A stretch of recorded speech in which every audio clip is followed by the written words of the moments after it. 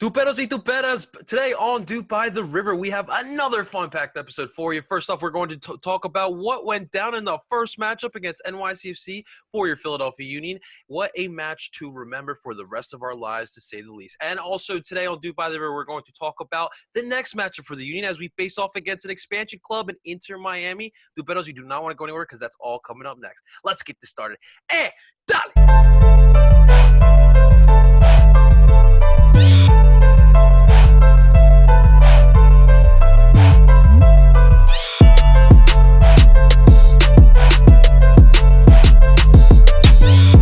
And that is right. Welcome, everyone, to DOOP by the River, the Philadelphia Union show brought to you by Philly Sports Network. Before we get started, guys, it would really mean the world to all of us at PSN if you would you would rate the podcast and subscribe to the podcast. Well, a comment would be nice as well. To help us grow, we are trying to become your people's Philadelphia Union podcast, and we could use all the support we can get, so it would mean the world to us. But let's dive right into this today. And today, my PSN panel, I got my man, this guy, listen, first off, he's got the fresh cut. He's got the Andre Blake jersey because, man, who doesn't love Andre Blake right now? It is my man, Mr. Tim Lovagoo. Tim, what is going on today, man? Man, it's a great day. It's a great day for Union fans. It's a great day. We had Union soccer at the end of last week. We've had consecutive MLS games since the start. I know there's been a little bit shaky with postponements and teams having to leave and everything like that. But it looks like everything is clear for now, so we'll just kind of hang on and enjoy this wild ride down here in Orlando. Oh my God, the wild ride is a good term to put for, not only for Orlando but for the past year for the human race with everything that's been going on. But listen, with every negative, I always believe that there's a positive, and for Philadelphia, the positive has been the Philadelphia Union. To start off this episode, guys, I really want to take a quick dive into the NYCFC match because, listen, this is a monumental game in Philadelphia Union history. I don't think anyone has really looked at the Tim like this, but this truly has been a monumental match that is going to go down in Union history. Not only for the fact that what went down in the past months in the world with the coronavirus pandemic, sports was taken away. And if you're someone like myself that, reserves to sports as an outlet, with day-to-day life can be tougher as it is with different, stresses and different things that go on in your life. And sports really is a therapeutic, outlet. And then it got taken away from us. But then we got our sport back. We got soccer back. We go to the tournament. You start hearing rumblings of teams getting COVID cases, but yet we still played. And then not on top of the COVID cases, what's been going on in this country with systemic racism and the Philadelphia Union team making such a humongous statement on the second day of this tournament. Of course, the headliner of this match is, the Union wearing the different names of Black people who have gone through police brutality, who have lost their lives, and just, people who have just gone through police brutality, and wearing the names on the back of the jerseys was such a powerful statement. First off, Tim, what was your first initial reaction when you saw them walking out, when you seeing, it didn't say Martinez or Bedoya or Aronson on the back of the jersey, but you saw Taylor, you saw Floyd. What was your initial reaction there? Yeah, I was proud of this team. I know that they have been very vocal about this issue since it's been brought up again. There's leaders on this team that are part of the newly formed Black Players Coalition, like Ray Gaddis and Warren Creval. To see the team make this kind of statement and to kind of break the rules that MLS has set, actually, to put these names on the back of the jerseys to keep the conversation going. It brought tears to my eyes at the beginning of the match. I'm not going to lie. At first, I thought my emotions were just going to be high because the Union were finally back. But then seeing them make that kind of a statement is just a perfect way for a club to keep the conversation going and keep people, talking about the Union and then talking about this social justice that needs to happen, this reform that needs to happen in our country. No, absolutely. And in the presser with Jim Kirchin a couple of weeks ago, I asked the question. I asked, like, what were you thinking, or what was the team thinking as far as, showing their message that Black lives do matter? And he obviously said, the team is going to decide what they're going to do, and he was going to stand by it. But my God, did they really make a statement? And I felt the same way too. Like first, I was just like, wait, what's the names on the back? I was a little confused, but then once I kind of clicked to me, I was like, holy shit, this is absolutely spectacular. And as a fan, like it did hit me close as well. Like like proud is not even the word. Like seeing them make such a huge step, they really need more respect. They definitely need more respect. But I think after what they did in the pregame and then on the pitch, Tim, it was a hard fought game.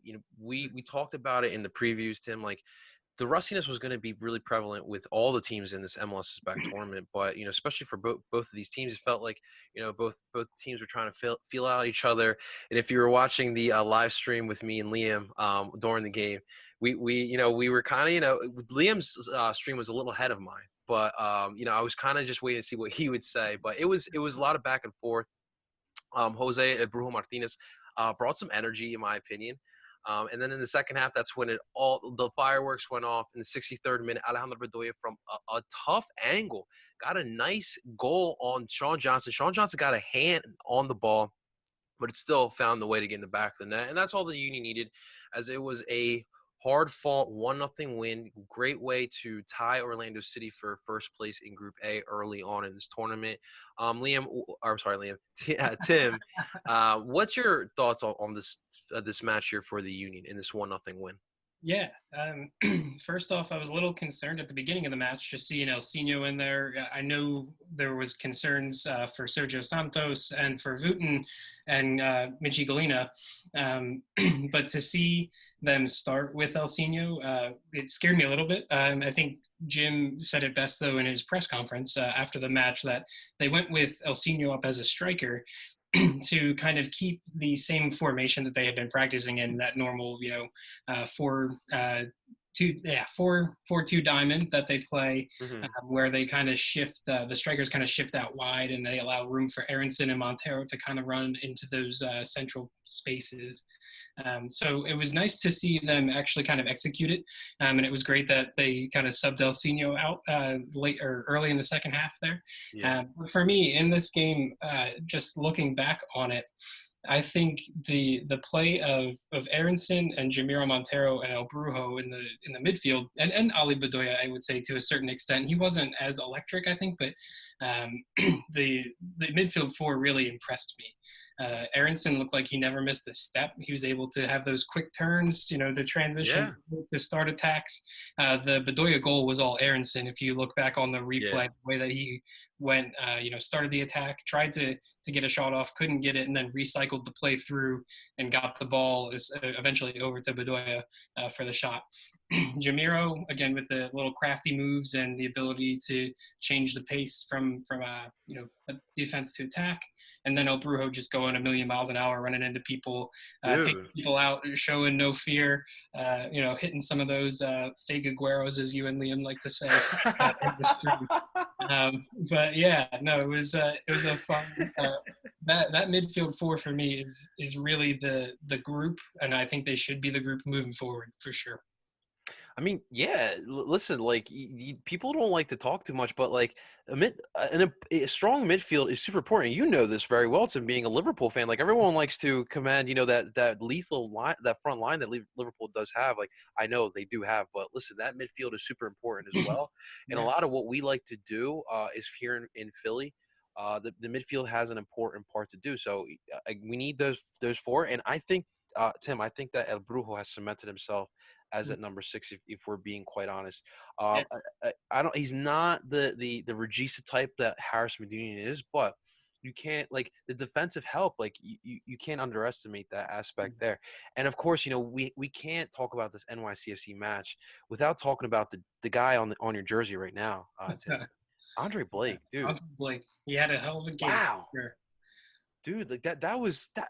I don't remember the last time I saw Andre Blake this lethal that he was. Like nothing was getting past him, absolutely nothing. And NYCFC had nice shots, but nah. Andre Blake said, not today. And we really have, a lot of this win has to do with what Andre Blake did.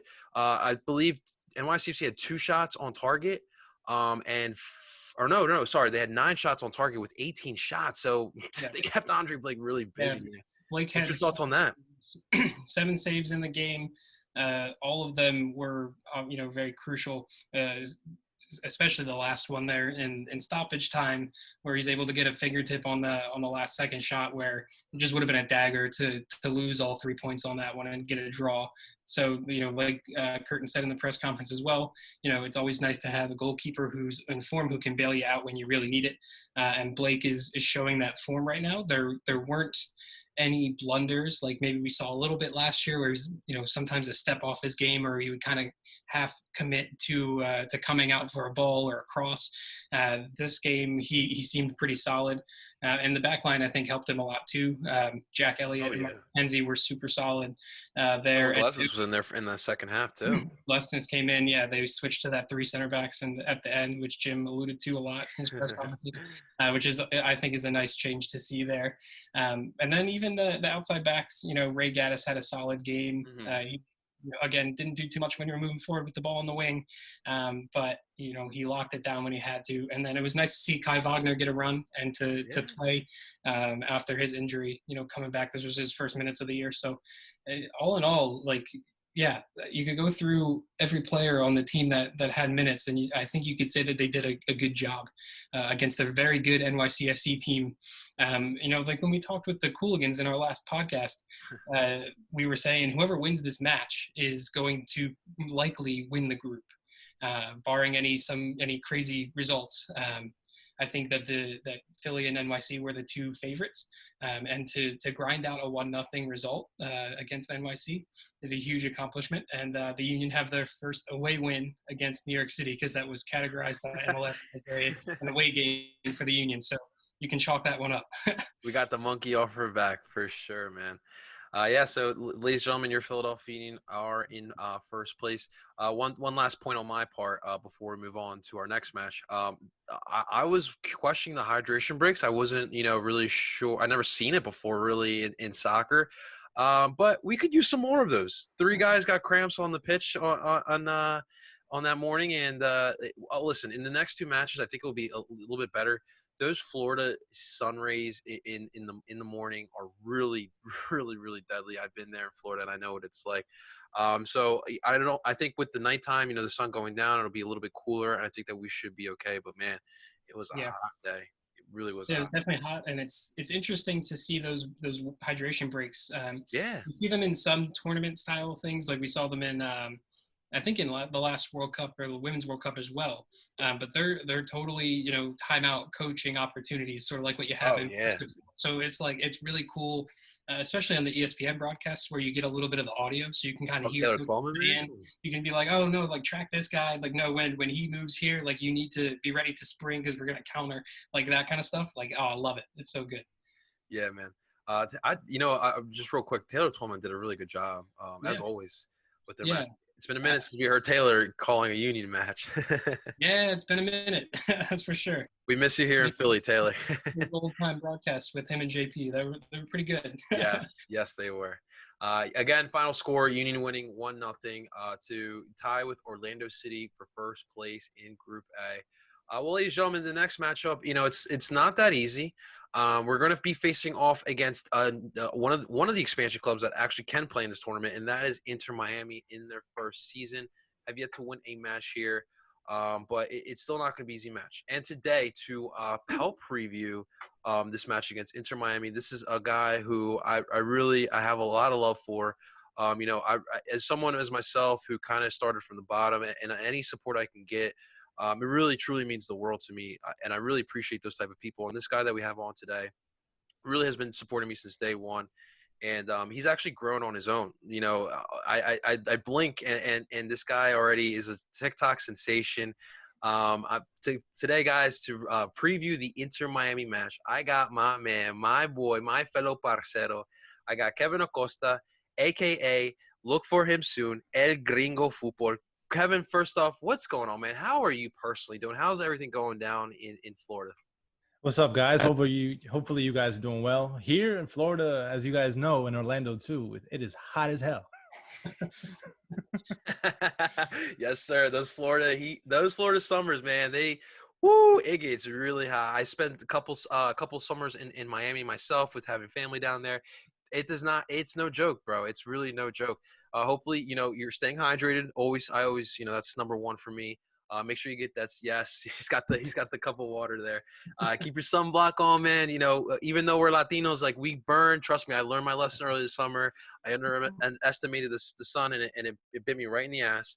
But Kevin, first off, what I want to ask you, man.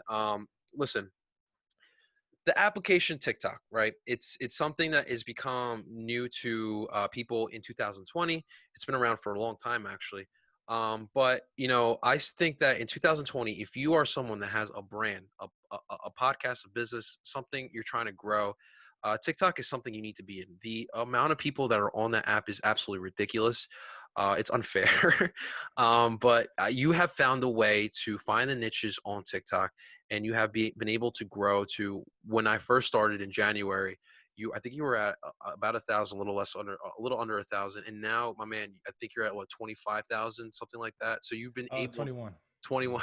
Almost. I was hyping you up too much, man. But no, you've done a great job at growing. But what I want to know first for the people before we get into the match, why they should get on TikTok, man. What's the benefits here, man? TikTok, you can go from being absolutely no one to someone with just one video, as Gary Vee says. Yes, this is facts. Just one. You need one hit, and then that's it. How are you? Huh? Yeah, go ahead. No, go ahead. No, it's like Gary Vee said. I got into it when he started talking about it with Charlie D'Amelio, the one girl that dances. Yes. Yeah. She's Miss TikTok. Yeah, she's the queen of that. I was just watching him give her advice. I'm like, let me try this. No, it's definitely true. I got into it as well because of friends and Gary Vee as well advised me to get onto TikTok.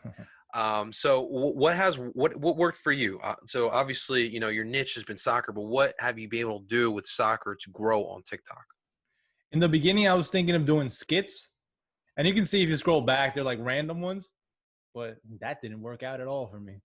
So I had to go and I started talking, like giving my opinions, giving news. I watch a lot of Liga MX. I know there's a lot of Liga MX watchers out there too. Okay. But just connecting with them, telling them news, giving my thoughts on Champions League, for example. And then I made a video on Carlos Kaiser, the man that faked everybody in Brazil to have a footballing career. And that video got 889,000 views. 889,000 views.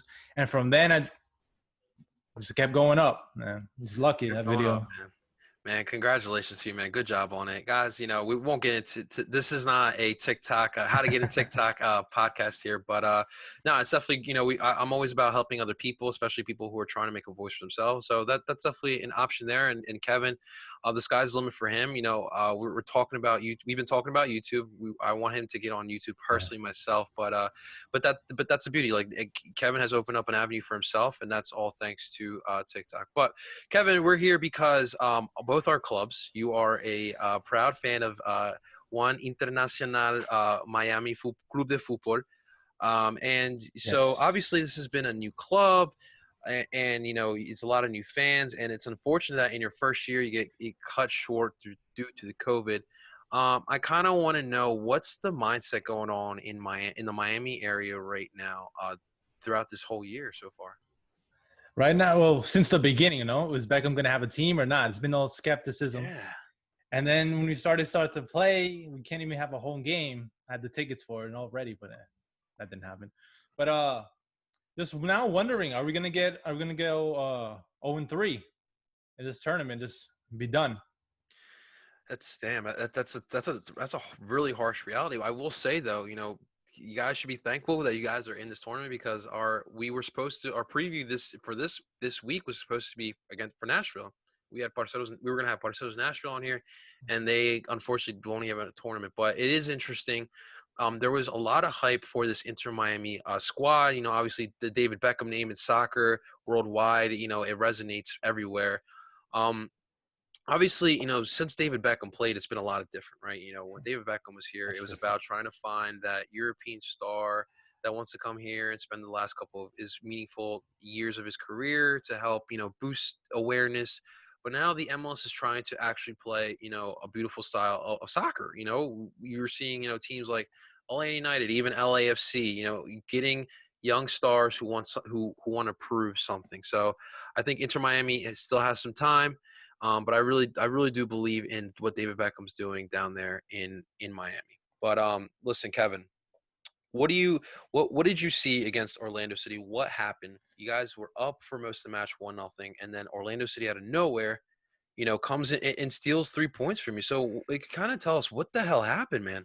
Oh man, that mistake, the one mistake that Luis Robles, in my opinion, did. It's still debatable, but I've seen people saying on Twitter, is it Robles? Is it Ben Sweat? Because Robles went with his feet to save that the goal from Mueller. But I think also the lack of chemistry the team has, because not only did you start playing this year and then we're interrupted again, then you got to find and discover the way you play with the guys again. So this is tough. Yeah, I think too one of the main issues was when Reyes had to go out because Dom Dwyer caught him with the elbow in the windpipe there. He was looking like the best defender. He was holding things down in that like back five that they had almost. Yeah. And then once he went out, it was like, Orlando was able to find avenues forward for sure. Yeah, it was difficult to see that. Yeah, I was trying to not be too biased because I know Inter Miami. I go for Inter Miami, but Dwyer, man, that was a little dirty the whole time. He's hitting my poor guy Reyes. Welcome to MLS. That is exactly what Dom Dwyer does. Yeah. Or he just gets really pissed off on the benches. But yeah, that certainly is Mr. Dom Dwyer.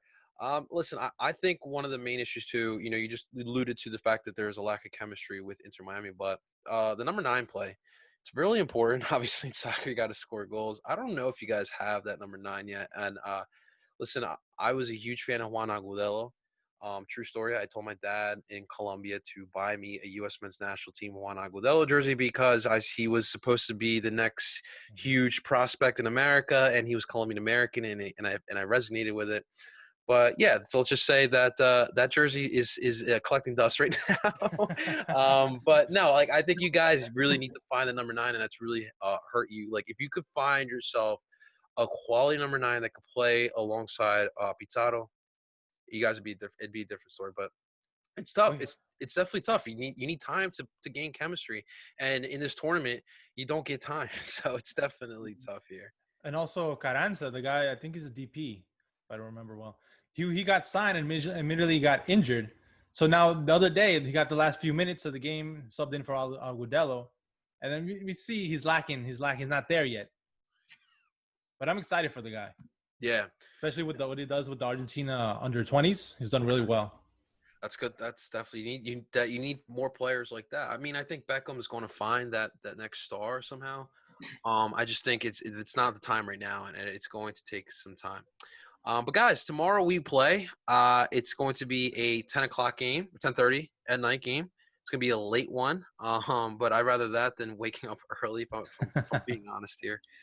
But listen, first off, what I want to get the perspective on both sides. So I'm going to start with Tim. Tim, what does the Philadelphia Union need to do? Actually, you know what? Let's dive in first. Before we get into that, let's get in first to the lineups. I want to know that before we get into the keys here. Tim, what is your projected lineup for the Philadelphia Union against Inter Miami? Yeah, I think the Union are going to go to their strongest 11. We've seen that Sergio Santos has been able to train, and Curtin said he will be, there and available for the match. So I do think that with the Union being in possibly a position to actually make it out of the group by the time the game kicks off, if they win, if New York City loses and Philly wins, then they'll be able to get out of the group. So I think Sergio Santos will get the start in place for Elsinho, and then I think the rest of the 11 stays the same. So I think at strikers, you have Sergio Santos, Kasper Shabilko. The midfield 4 will be Brendan Aronson, Jamiro Montero, Alejandro Bedoya, and El Brujo Martinez. And then you go to the back line and you have Kai Wagner, Mark McKenzie, Jack Elliott, Ray Gaddis, and then, of course, Andre Blake in goal. I would have to agree with you, Tim. I mean, obviously, I don't think Jim's going to shy away from the 4-4-2 diamond this season.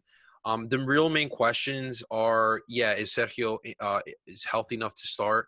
And then 2, is Jim going to stick with Jack Elliott alongside Mark McKenzie? But I do agree, and I do think that that is going to be the starting lineup. And I do think that that's the starting lineup that gives us the best opportunity to win in 2020.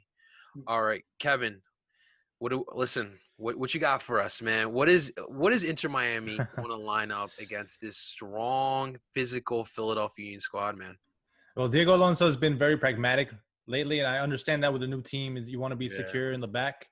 So I have them coming out in a 3-4-3, like the last game, with Robles, and the 3 in the back, Figal, Reyes, and I don't think Torres is going to play. They're going to keep Sweat, but there's a chance that Torres might appear.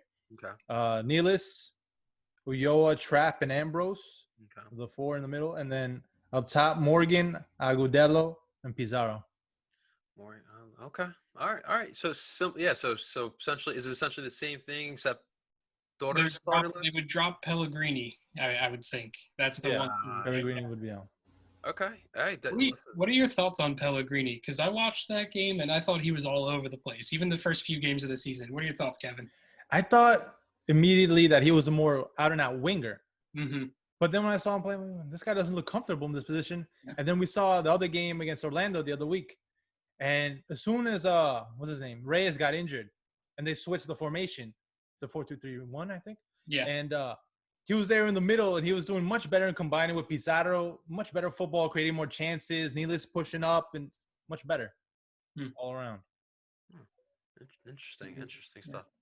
All right, so Tim, let's get to the nitty gritty. What do the Philadelphia Union have to do in order to walk away with 3 points here against Inter Miami? Yeah, they're going to have to play their game, pressing, looking for counterattacks, because I think that's the way you can break down this Miami side. Even though Miami usually isn't that like 3-4-3, I think it can easily shift back into a back 5, especially if they want to frustrate the Union. And as we've seen in the past, when teams switch to a back 5, the Union have had issues breaking them down. So I think if the Union are going to win this match, they're going to have to really own those transition moments when the ball turns over in midfield. As we've seen in a lot of these games, it's been very quick transitions. If you can really get the ball up the field and know what passes you're making, you can score goals in transition pretty quickly. So I think the Union will need to do that to get the win. But I think it will be tough, because if Miami does get into that back 5, they have some pretty good defenders. Union fans know Ben Sweat from his days in NYCFC. He was always a pest. So if he is a pest again and breaking up those passes, then it might be a little bit difficult. But I think the Union, their chance to win is in those transition moments. So we'll have to see how Jamiro Montero, Brendan Aronson, and if Sergio Santos is in, I think his speed will be the key factor. Even Christian said last week, he mentioned how Ben Sweat got. Yep. He would always fluster our midfield. I think he said that he shadowed Alejandro Bedoya like in every game. And when you do that, sometimes he gets a little frustrated, and then you can see some cards coming out like we did with El Brujo in the last game. So hopefully that doesn't happen. Yeah, hopefully, man. Hopefully. I mean, I agree with what you're saying. Like the Union, you got to stick to the style. It's working. And I just think that with a team like Inter Miami, I don't like. The chemistry is obviously not there, and you have to wonder, is the confidence there as well? So I think that if you just play physical, shake them around a little bit, then I really like our chances here.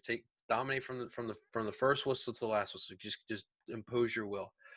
All right, Kevin. So we talked about all we have to do here to win. Now, what is Inter Miami going to counter to try to beat us? I think you just said it yourself. They're going to do the counterattacks. Try to get you guys on the break and give Pizarro the ball mainly, which hopefully he can combine with the other guys in the midfield and give the through ball and get Agudelo the goal.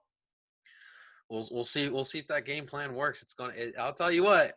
I'm not trying to start anything, but it's gonna be tough, man. It's definitely gonna be a little tough here. I'm interested for the battle of Wagner against Morgan. Wagner and Morgan. Listen, I'll tell you one thing. Kai Wagner in his first year cemented himself as one of the top fullbacks in the MLS. I'm really I did not expect what he has done so far. He's definitely one of the better fullbacks that we have in this league. All right, Kevin, you are the guest. I will allow you to make your prediction first, my man. Inter Miami against Philadelphia Union. What's gonna happen? It's gonna be 1-0 Philly. I was waiting. I was like, oh, really? All right. If that's what you believe, that's what you believe. I don't blame you there.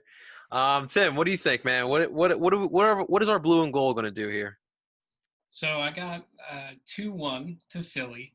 I think Pizarro gets a goal. Sort of like what we saw when these Philly and Miami played in preseason. I think that it'll be kind of back and forth. You'll see a goal for each team, but then later on in the match, when the legs kind of get tired, I think the Union are going to bring on their super sub El Sino, and he's just going to run at the right wing and find ways to get crosses in the box, and then either Casper or Sergio is going to get the winning goal there. That's what I think. Okay. Kevin, you know who El Sino is? Yeah, sitting from Ukraine when he was in Ukraine. Ah, you watch him at Shakhtar? Europa League. Yeah. Well, yeah. they That's the only way he played at Shakhtar, though. Yeah. They had like some weird contract where he could only play in European competition. It was kind of great. That's why he wanted to leave. So it's crazy. I know that. Kevin, I might give you your next TikTok idea. You need to do a TikTok video on Shakhtar's setup as a team because it's really interesting. Really is. And I think if I'm not mistaken, I think that El Sino played with Willian, who plays at Chelsea now, which is really cool. That's really freaking cool. Oh, wow. All right. Kevin, any last words for our audience here or for everyone, anyone at PSN? If you want to ask something for Tim or myself, this is your time to shine, my man. Okay, let me look over my paper. I did some notes before. I came prepared. What do you guys think about the no crowd noise overall? What do you think, Tim? It's a good question. I usually would have said that I like the crowd noise. I love how Bundesliga did it. I don't know what the difference is with all the other leagues, but I really am enjoying the ESPN matches with no crowd noise and then enhanced. We get to hear goalkeepers talk on free kicks or things like that. We get to hear coaches talk on the benches.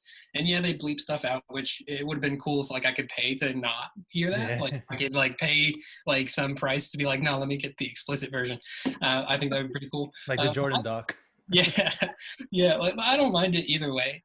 I think it is what it is. Some networks want to pump it in, others want to try some other stuff.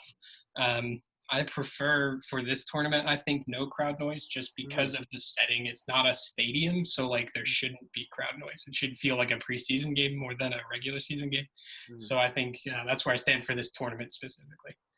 Yeah, I mean, I'll be honest. I will disagree with my man Tim. I'm not a huge fan of it. I think that fans bring so much to the game, and I just love what the genuine passion that fans bring. And I just don't feel it. I need to I need to see it and I need to hear it together. It needs to be in sync. And the fake crowd noise, I wasn't a big fan of it. But listen, as a player, the fan noise gives you energy. Like when you hear your fans chanting, singing for you, I understand. It brings you the energy. But I've enjoyed it. I think the Cooligans said it best. Hearing you can tell the teams that have a lot of Hispanic players, and they're talking trash in Spanish. I love hearing that because obviously Kevin and I well. It reminds me watching Colombian matches, right? So I do like the aspect of the no noise, but it's interesting and it's tough. It's tough. How do you make the best match experience with the circumstances that we haven't faced this season? So of course. You got another one there for us? All right, let me see. You think Mackenzie is gonna have Celtic in mind and be confused and then let Miami score a couple or what? Wow, we didn't even talk about this, huh? I have a YouTube video out for PSN. I will more than likely put it on my channel. It's gonna be out on Monday morning, talking about the Mark McKenzie move. But listen, I'll put it really brief.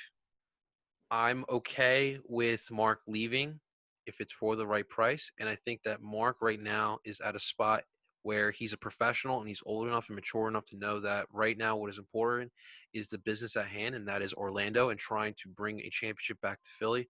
But let's be real, this has to be in the back of his head. This is one of the biggest clubs in European soccer. This is Celtic, even though lately it's not been what it used to be, but it's still Celtic. So so Tim, what do you think about Mark to Celtic here?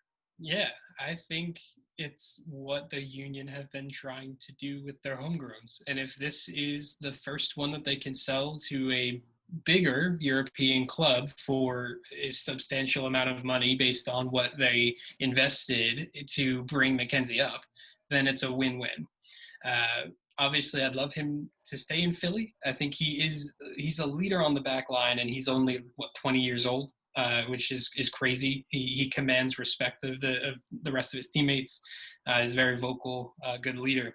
You even saw him captain the U20 U.S. national team. So, I'm fine with him going. Like John said, though, for the right price, I think they need to, if they are going to sell him to a bigger team, they can't let the bigger team dictate what happens. And I think with Ernst Tanner at the helm, I don't think that's going to happen because he has experience over there. So he kind of knows, he's like, this is a really good young player. We can't let him go for, pennies on the dollar. We need big bucks.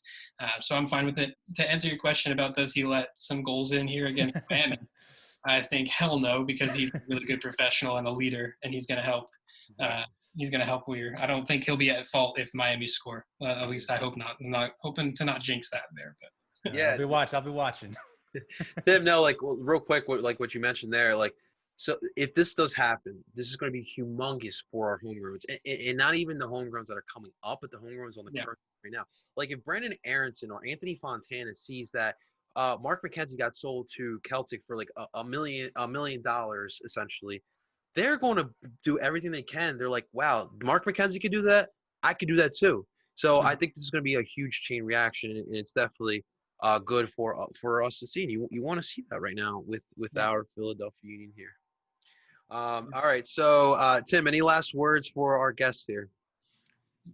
No, I got nothing. I think this was great. Good conversation about our teams here, and I look forward to this match and watching the rest of them. I do see here on my phone that keeps lighting up next to me that it's halftime in LAFC versus Houston, and it's 3-1. Houston are winning right now. Wow. So that's a big shit. for them. Upset alert. We'll see what happens. Yeah. Wow. We're listening right here on the Dupe by the River podcast. Holy crap. And tomorrow morning, it's going to be really interesting. Those 3252s out in LA are not going to be happy. I might have to hit up my girl Valeria to make sure she's okay right now. Kevin, where can people find you? I want people to follow you. Give us your Twitter, Instagram, and please give us that TikTok, man. That fire ass TikTok, bro. It's Kevin _Acosta 10. Twitter L-Gringo Futbol. And Instagram C_Gringo 26. Awesome stuff. Yeah, guys, go check him out. Go follow him. Especially if you are a fan of soccer worldwide. It doesn't have to be from here. You could be a Premier League fan, Serie A fan, Bundesliga, whatever it is, even Latino America. Kevin's got you covered. He is everything football, and we're gonna get El Gringo football started. You guys heard it here. It will get started soon enough, guys. Thank you so much, Tim, for hopping on. Thank you again for PSN for continuing supporting the Dupe by the River podcast. Guys, do not forget to rate and subscribe to the podcast. It would really mean the world for us. It would help our growth as well. Ladies and gentlemen, I go by the name of El Parcero Philly, and I'm telling you guys to Dupe on. Let's go. You can bring back 3 points. Let's go, baby.